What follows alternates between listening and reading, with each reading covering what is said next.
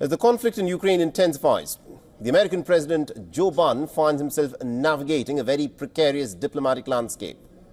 Our next story explains as to how the latest meeting with President Zelensky highlights the very complex interplay between supporting an ally and also averting a potential nuclear war. Take a look at this report.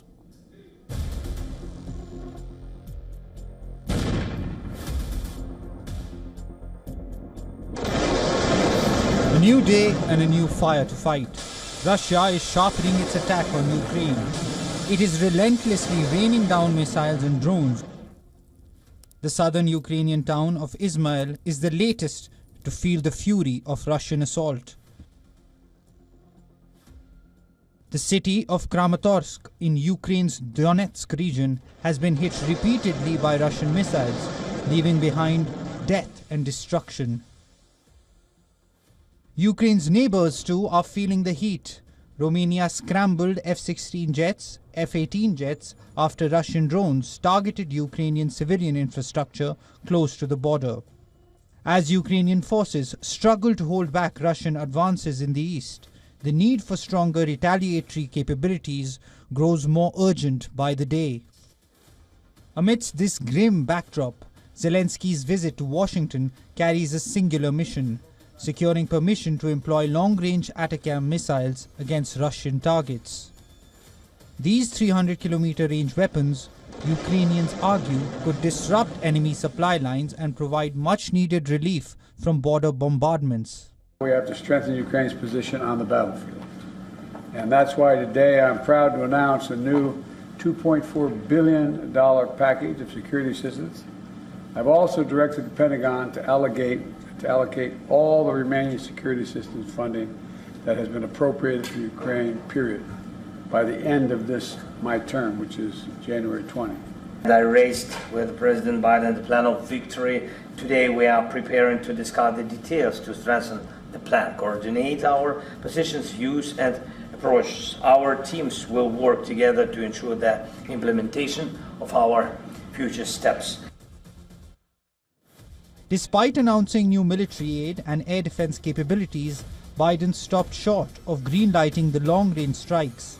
This decision, while frustrating for Kyiv, reflects a careful calculus to maintain support without crossing Moscow's nuclear red line. As the conflict evolves, the Biden administration treads a fine line between bolstering Ukraine's defense and preventing a catastrophic escalation. Bureau Report, WION, World is One.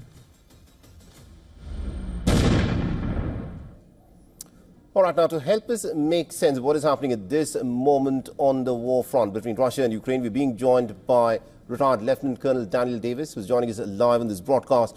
Colonel Davis, this is a pretty critical moment where the Ukrainian President Volodymyr Zelensky met with Joe Biden. He's said to have presented a victory plan to the American president, but the American president has stopped short of green signaling the long-range missiles for Ukraine. Why do you think that is? Is America not convinced about Ukraine's victory plan?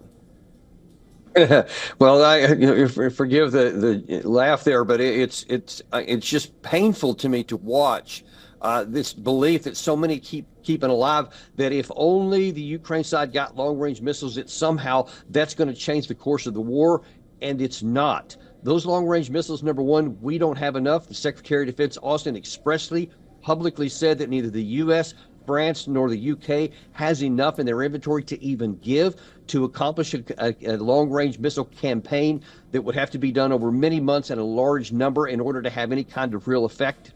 It doesn't even consider the fact that Russia has very good air defense systems and electronic warfare systems, which means only a small portion of those missiles probably would get through anyway. And as you said at the outset, it risks retaliation by Russia. The real factor here, the real thing that is just not getting any kind of coverage at all, is that this war is practically, fundamentally already decided, because it's not about how much money they get, the Ukraine side, it's not about how many weapons, whether they can use this or that long range, it's the manpower. And Ukraine simply doesn't have the manpower. In some of the critical areas of the front, they are outmanned somewhere 8 to 10 to 1 in many cases. And of course, they're out firepower as well. There is no path to a victory here for Ukraine. And I now argue there's not even a path for them to hold what they've got.